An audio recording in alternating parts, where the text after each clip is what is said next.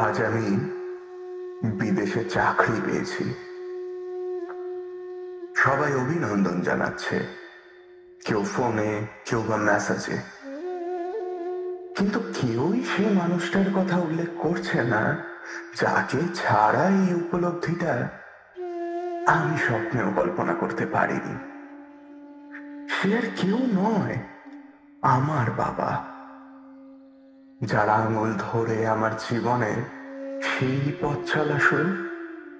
ছোটবেলায় বাবা যখন কাজ থেকে বাড়ি ফিরতেন, স্টেশন থেকে বাড়ি পর্যন্ত বাবা ক্লান্ত হওয়া সত্ত্বেও অটো না করে হেঁটেই বাড়ি আসতেন, কারণ সেই পয়সা বাঁচিয়ে বাবা আমার জন্য চকলেট নিয়ে আসতেন। আর তা পেয়ে আমি খুশিতে মাতোয়ারা হয়ে উঠতাম। মনে আছে, মনে আছে আমার সেই দিনগুলো। পুজোতে আমাকে নতুন জামা, প্যান্ট, জুতো কিনে দিতে গিয়ে, মাকে মাকে নতুন শাড়ি কিনে দিতে গিয়ে, হ্যাঁ, কিন্তু কিন্তু যেদিন ঘুরতে বের হতাম, সবাই নতুন জামা কাপড় পরলেও তোমার পরনে থাকতো সেই পুরনো জামা আর সেই জুতো। ঘুরতে যাওয়ার সময় আমাদেরকে আমাদের পছন্দের খাবারগুলো কিনে দিতে, কিন্তু তোমার পছন্দের খাবার সেটাকে চাপা দিয়েছ নিঃশব্দে। শুনেছিলাম তোমার গলার সুরে নাকি পুরো পাড়া মেতে উঠত, কিন্তু আমাদেরকে ভালো রাখার দায়িত্বে সব ত্যাগ করে সেই 10টা 6টার কাজটা বেশি গুরুত্বপূর্ণ হয়ে গেল।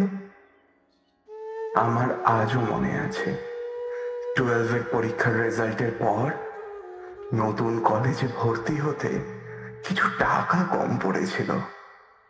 তখন তুমি তোমার সেই প্রিয় হিরো হন্ডার বাইকটা বেচে দিয়ে কলেজে ভর্তির ফিসটা দিলে অনায়াসে।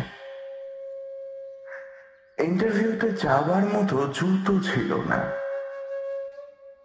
তাই জন্য নিজের সেই ছেঁড়া সেলাই করা জুতোটা পরে চলে গেলে আমার জন্য নতুন জুতো আনতে।